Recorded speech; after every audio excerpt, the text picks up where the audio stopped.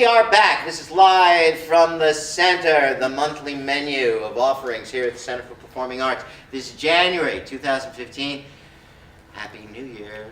And we have three big events happening in the month of January. Starting off, a very exciting production of a play that is hardly ever done.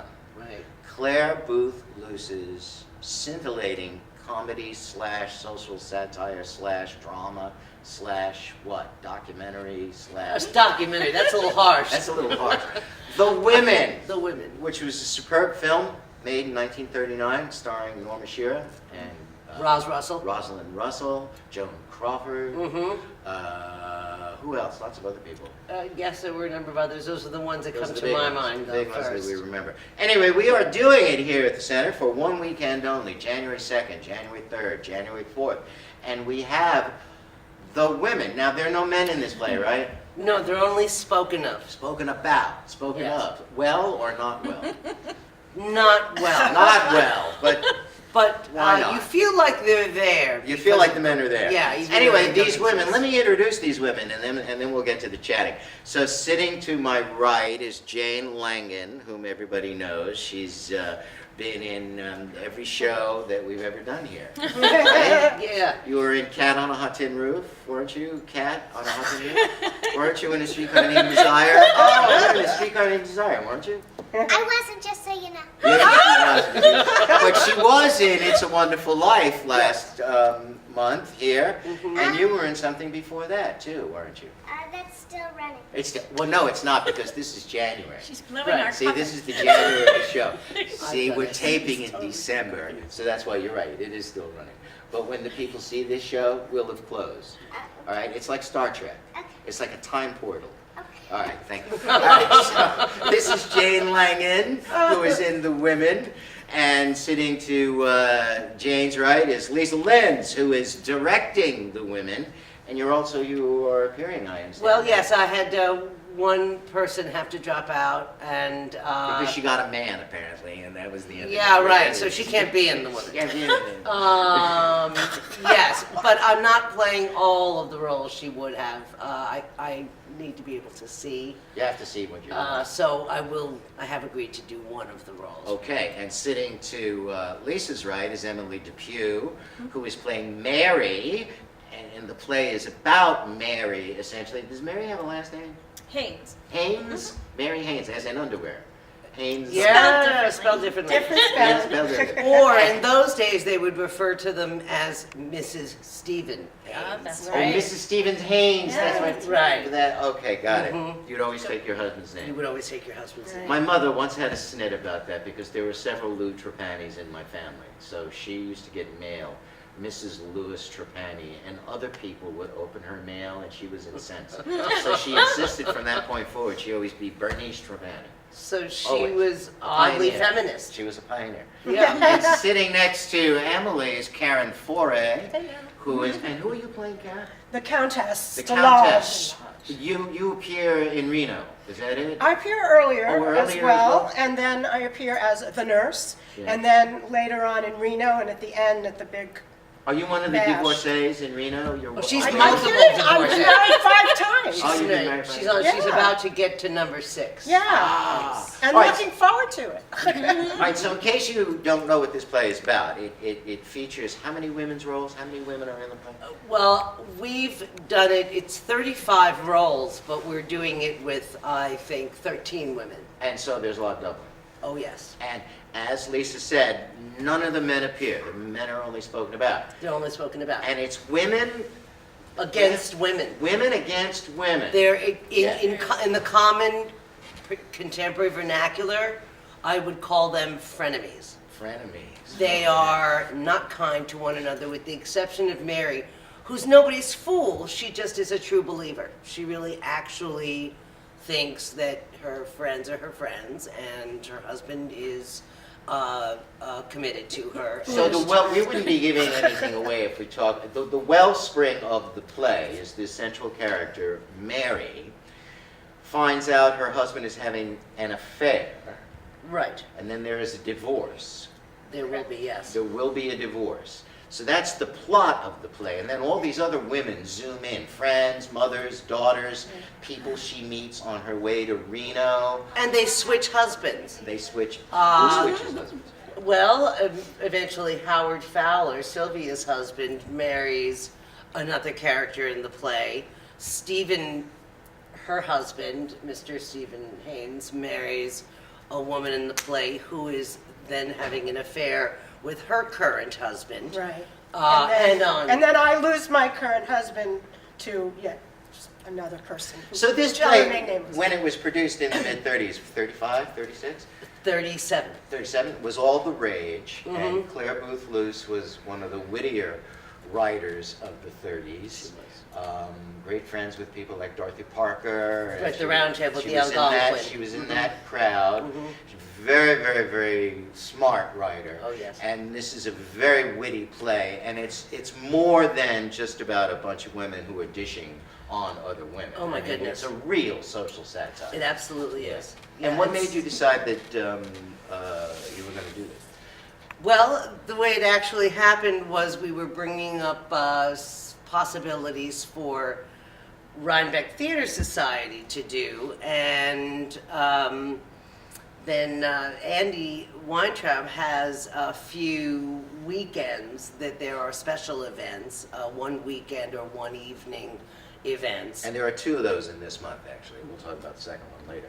Yep, and so we discussed the idea of, in the minimal amount of time we had, doing it as a staged reading, which is quite different than a reading where you will see the actors with a music stand just reading and not doing any of the action. This is fully staged. Every single scene is fully staged. And no two scenes take place in the same location. Yeah, there are like 111 different sets. There right? really are. Yeah. And so, but I have such a terrific cast, and they are doing absolutely Herculean Yeah. work by playing. Some of them can only play one character. There's So no way to do it. We've any done other way, two of but these. many of them Last play. January we did Awake and Sing as a fully realized stage. But that, and yes, and that takes And place in it's one one room. That was one room. One room. So Emily, is this really hard to do a character and bring all the emotion and all the stuff with it when you're carrying a book? Well, it actually isn't. You would think it would be, but it's not. I mean, it becomes just part of you, and so Right. you're able to work with the script and with your fellow actor at the same time.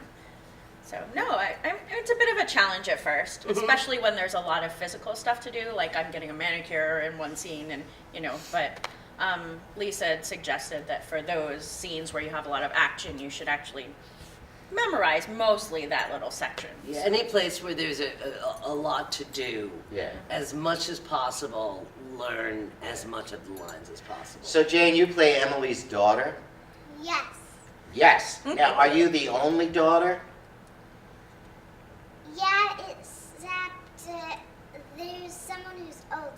So we see the daughter as a younger daughter and then as an older daughter, and then we have two actresses playing the role. Right, Yeah. Julia Osterholt Julia will play Osterholt. the older little Mary. I guess they weren't too clever about the names because the little boy's name is Stephen, same with the that's husband. right. So,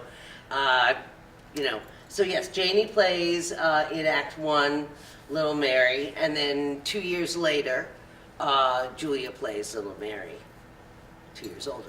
Yeah. So this story is basically about Mary Haynes, and what happens is that Mary is sort of like the true blue, loyal, sweet, long-suffering wife, not a mean bone in her body, and her husband. But she's no dope. She's not a dope. No, I see. Yeah. Yes, she just really actually wants to think that the world is a certain way and tries in as much as she possibly can. Also, as is typical, she's the last to know. The last. Everyone else already knows. I love my friends. She's very idealistic. Idealistic, and yeah. really, you stay that way. I don't think you don't really become bitter like I would become bitter. No, she comes You know, close to it. She She comes comes close, close but to she it. never really goes there. Mhm. And in the end, that serves her Yeah, well. well, don't tell me, but it has a happy resolution. Yes, it does. It has a happy resolution. But an interesting thing about it that is part of what makes it so fascinating to me is that friends are not friends, and even as far back as the way the little Mary is treated by the help is negative, and the little boy Stephen, who of course we never see, does a tremendous amount wrong, and yet little Mary is always blamed. Yeah. And it continues, and it's that way from the lower echelon, because these are fairly high society women. The lower echelon, the women who work in the dressmaker shops, the women who work in the beauty salon, they're all just as negative and nasty to one another and about them. Whoever leaves the room, you know the conversation's going to be about them. We'll get back to that. I just want to reinforce this is January 2nd, 3rd, and 4th of 2015 is when we perform. 8 p.m. Friday and Saturday night, 3 p.m. on Sunday. Now, this is unusual. This is by donation. It's part of the Pay What You Will initiative, which means that you can pay $20, you can pay $5, you can pay $500. $300, and it's all a donation. So you pay what you will. You call, you make a reservation as you normally would. You can reserve online, or you can reserve through our box office. You have the opportunity at that time online to hit the donate button, and you just plug in what amount you wish to contribute. What many people are doing is they're making their reservation and they're pledging that they're going to donate when they actually show up, and we hope that they do. So, 2nd, 3rd, and 4th of January, Friday, Saturday, 8 p.m., Sunday, 3 p.m. Always call us, 845-876-3080. Tuesday through Friday between the hours of noon and 5. Saturday between 1 and 5, 24 hours a day. You wake up 4 o'clock in the morning, I've got to get tickets. Go to the Center for Performing Arts. I've got to. www.centerforperformingarts.org. All right, so let's go back and talk about this. So this is a wonderful flyer. I don't know if you guys could get that. It's got all the women's names, and the reason I've been wanting to do this play here for 10 years, easily. Because there are very few, as these women can attest, there are very few plays out there that really kind of zero in on women as actors. There are very few. I mean, there's that play that's got a great women's role in it. Certainly, Streetcar Named Desire. Steel Magnolias.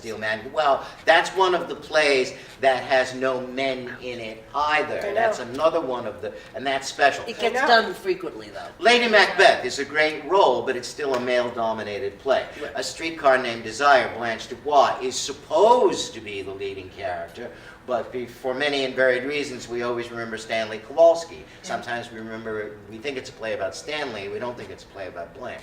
But this play, in which there are no women, really allows the women to run with it. And the cool thing about it is, I'm happy to say that in this production, many of the center's leading women are featured. Women who have done major roles in a lot of our plays are now coming together. 14 of you? Is it 14 of you? I don't even want to count. It was. It was. We lost 13 one. I think it's You got 1, 13 2, now. 3, 4, 5, 6, 7, 8, 9, 10, 11, 12, 13, 14, 15, and now you is 16. No, well, but one's out of One. there. I took her out already. Oh. Oh, so 16? There's 16 of you. Gee, Wow! That's a lot of women. and girls. whole lot of women. So is that a good thing? I mean, how is it? Is it kind of an interesting problem? I watched you a little bit the other night, and I was really amazed at how collegial it was, and how How un the women like it was? no, how how should I say? Nobody was being diva-esque. No. And, nobody was saying, yeah, but I think we ought to do it like this. Or, I think you're wrong. Or, damn it, we're doing it my I way. know. You know, No. none of that stuff. It was just very cooperative. Yep. So what do you feel that having a play with nothing but women in it is a boon as opposed to a... You know, actually, that question in general, whether it's all women or any cast in particular,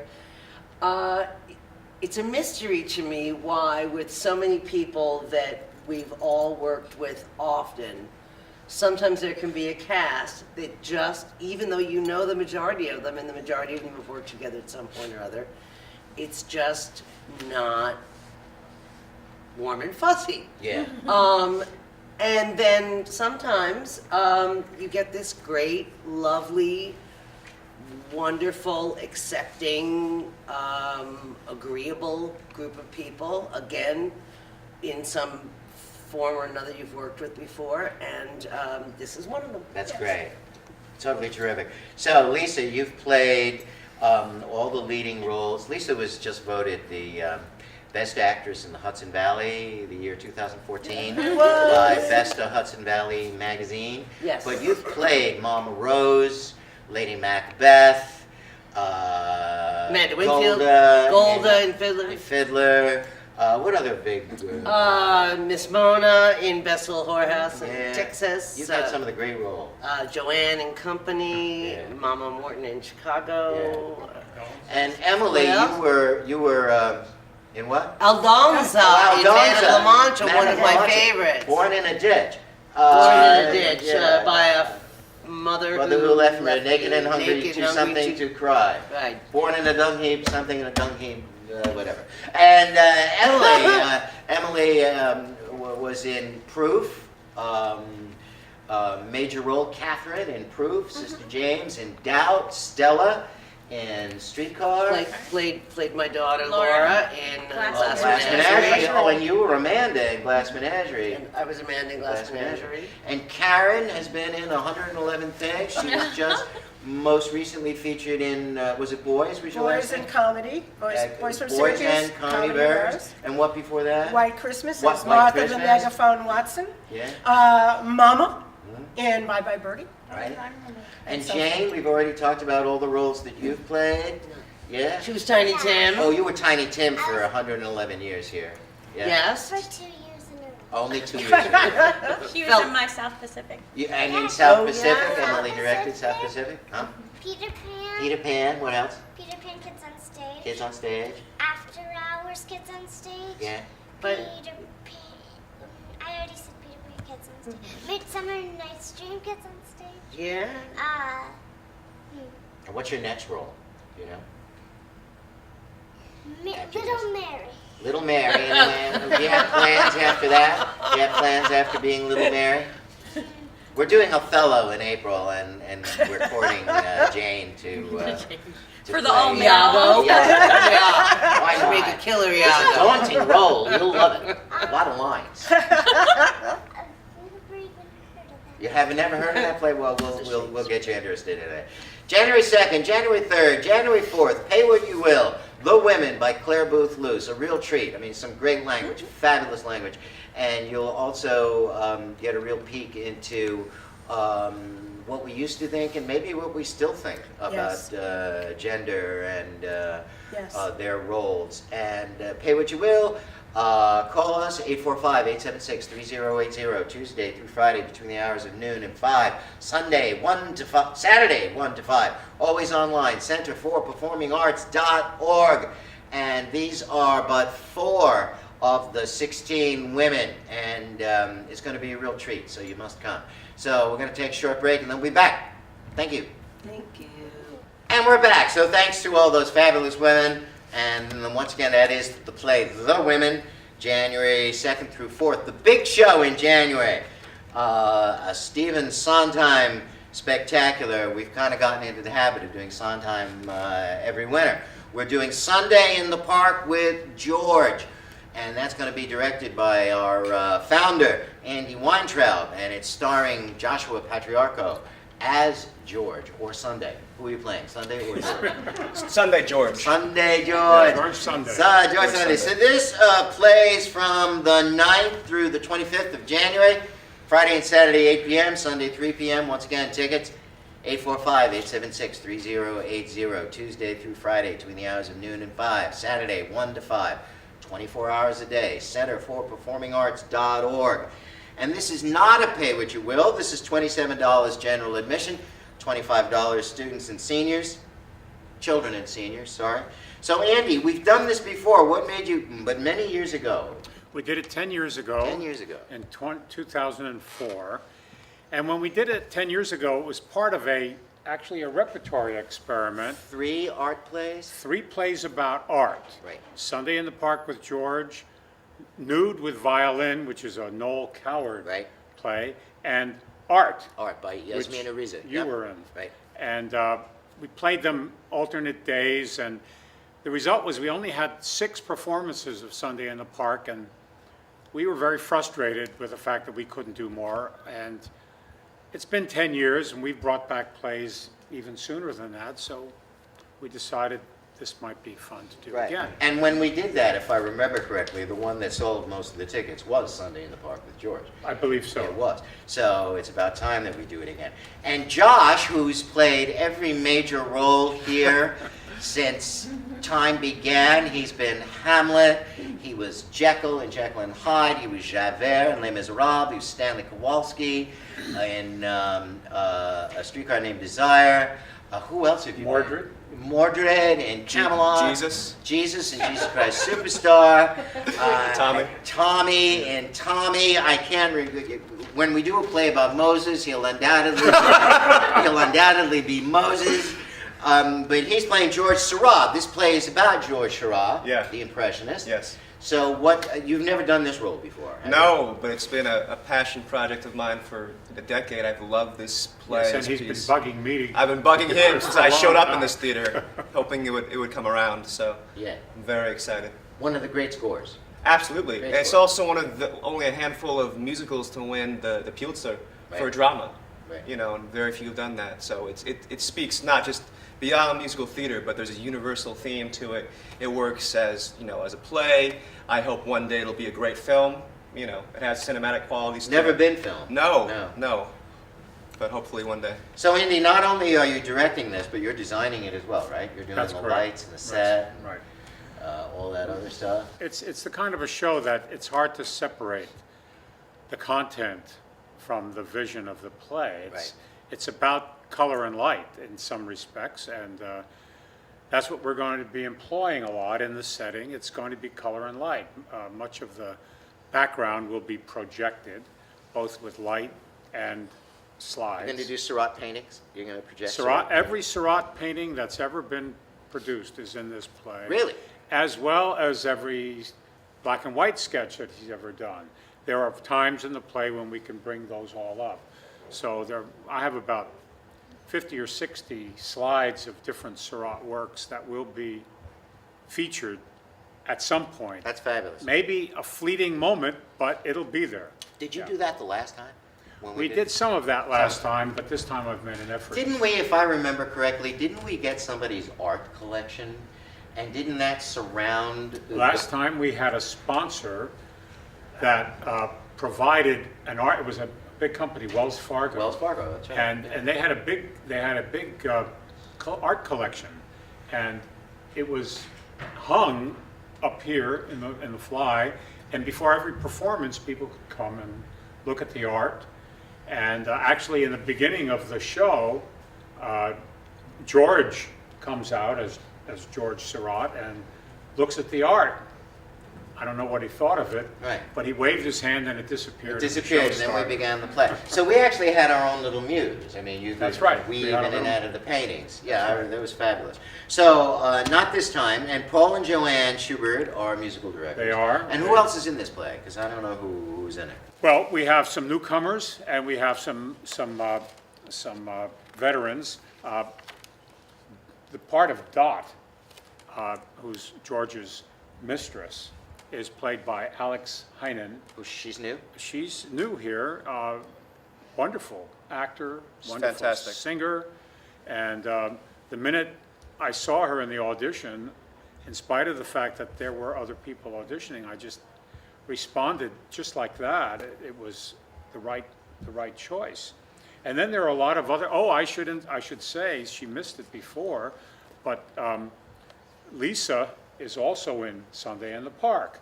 She has a wonderful cameo role playing a Southern beauty, and Just making a face out there. it's a showstopper. It's a showstopper, and she and Joe D'Angelo, who's another veteran here, will be playing the roles of Mr. and Mrs. On top of that, one veteran here, Faith Campo, plays George's mother, and then we've got others. Jim Hamill, who played John Adams in our production of 1776. Russ Austin, who's been in lots of plays and directed many. Pamela Edmonds, who was just Cosette Pamela here. Edmonds, who was Cosette in Les Mis. Brandon, who was also in Les Mis. Who else? Brandon, Andy isn't he in Crispell. Wonderful Life? He's in Wonderful Life. That's Yeah, right, he's he's in what- Wonderful He was in Life. Wonderful That's He right. was, because that was last month. Doesn't exist anymore. It's It gone. doesn't exist. Andy Crispell, who was the Tin Woodsman Uh-huh. in our production of Wizard of Oz, is playing a class-conscious German servant. Sue Lombard. Who Sue Lombard. Yeah. Sue Lombard, who was Bloody Mary in South Pacific, is playing the nurse to George's mother.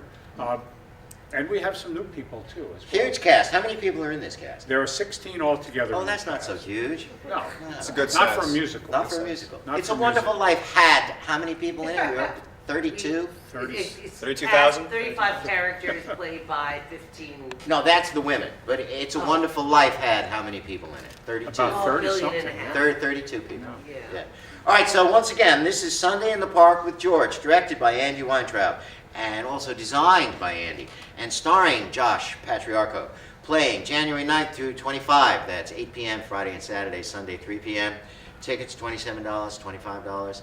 Please call us 845-876-3080, Tuesday through Friday, between the hours of noon and 5, Saturday 1 to 5, always online, 24 hours a day, centerforperformingarts.org. And one more thing, that's beginning on January the 30th, and continuing on the 31st, and then also playing on Feb 1, is another of Andy's productions, the Pay What You Will initiative. This is Sing for Their Supper, and this is, we're bringing together local church choirs.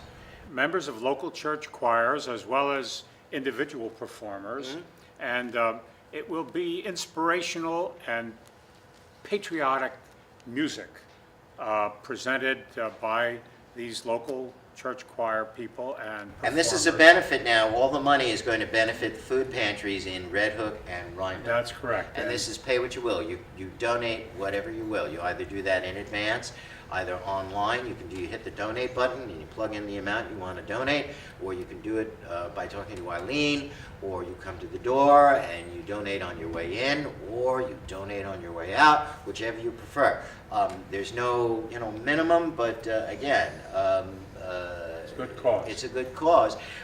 So it's local. So we're not having the Mormon Tabernacle The Choir. Mormon Tabernacle Mormon Choir was Tabernacle booked somewhere else. They're not coming. All right, so and that is January 30th and the 31st and Feb 1st. That's 8 p.m. Friday and Saturday, 3 p.m. on Sunday. And again, the number 845-876-3080. We're going to black out for 1 second, and when we come back, Josh is going to sing 2 numbers from Sunday in the Park with George. So stay where you are.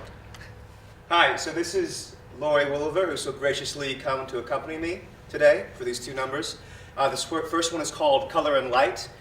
Basically, put it in context, George Seurat is working on his masterpiece, A Sunday Afternoon on the Island of La Grande Jatte, which he works 2 years on.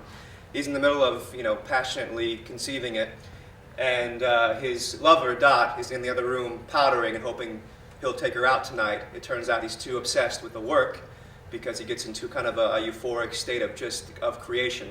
So that's the basis for this song. So. Order. Design. Tension. form, symmetry, balance. More red, and a little more red. Blue, blue, blue, blue, blue, blue, blue, blue, even, even. Good. Bum, bum, bum, bum, bum, bum, bum, bum, bum. More red, more blue, more beer.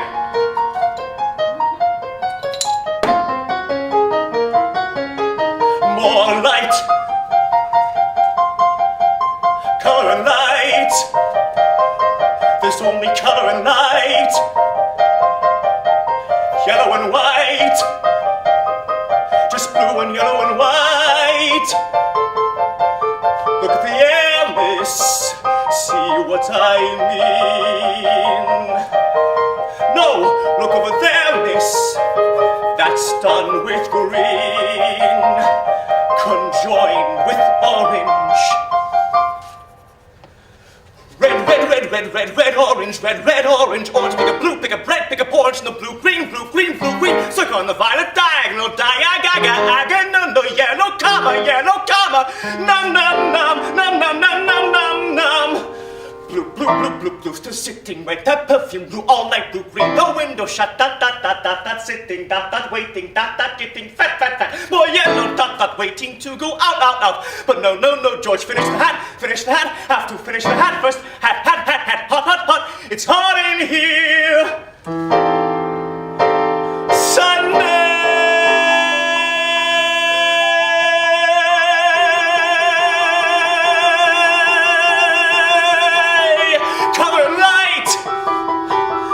There's only color and light, purple and white, and red and purple and white.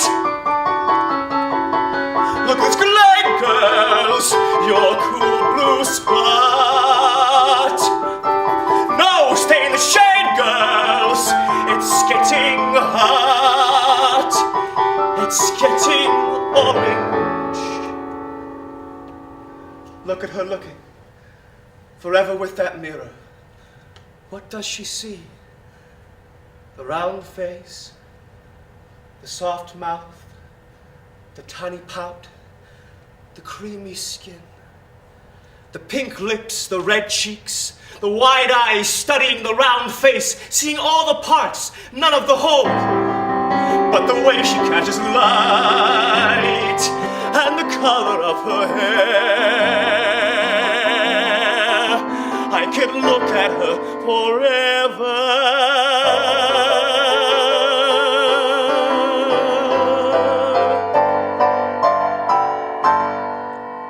It's going well. So this next one is a bit later in the first act. Basically, he's been painting, observing everyone in the park, and Dot has left him for the baker, Louis. And this really sums up George's struggle, because he's constantly obsessed with his work, but at the same time he's deeply in love with this woman, but he can never give her the emotional attention she craves, and therefore she leaves him. So the song Finishing the Hat is basically about that struggle between what defines him, which is his work, and what would truly make him happy in his life, which is this woman. So that's what this song is.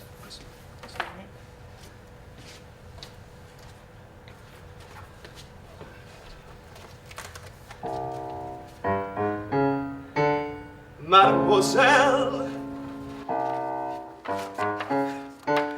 you and me, pal. Second bottle, she looks for me. Bonnet flapping, yapping, roof, chicken, pastry. Yes, she looks for me. Good. Let her look for me to tell me why she left me, as I always knew she would. I thought she understood. They have never understood, and no reason that they should. But if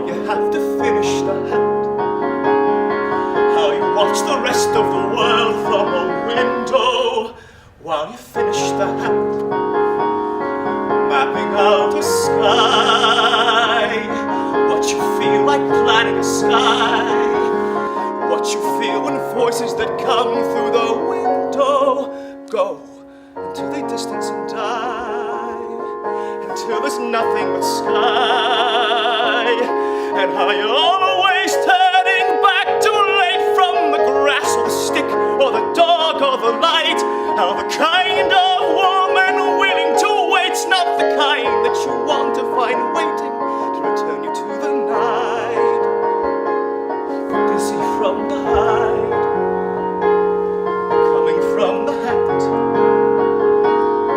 studying the hat, entering the world of the hat, reaching through the world of the hat like a window, back to this one from that, studying a face, stepping back to look at a face, leaves little space in the way, like a window, but to see, it's the only way to see,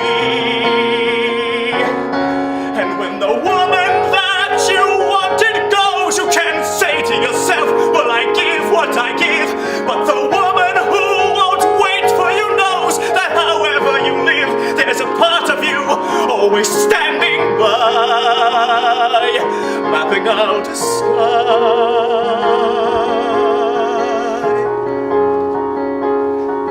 finishing a hat, starting on a hat, finishing a hat. Look, I made a hat.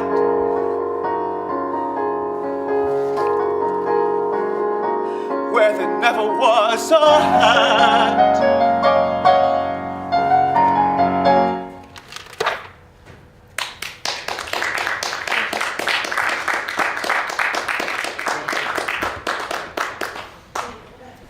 Come on, Jane. All right, we're just going to say goodbye. Thank you so much. Move this. Maybe move this.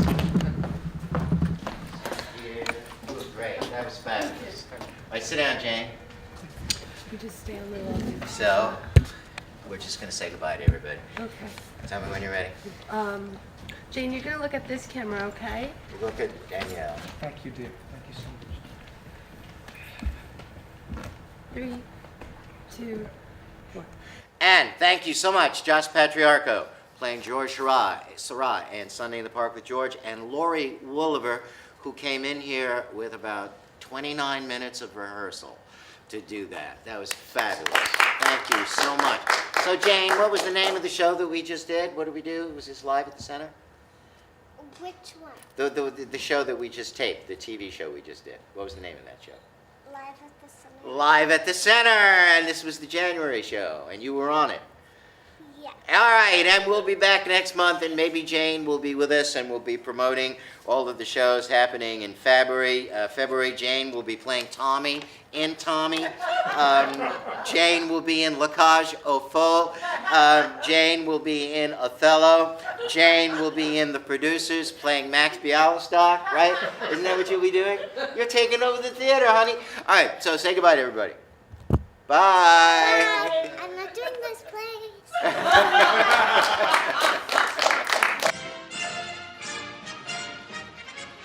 There's no business like show business, like no business I know.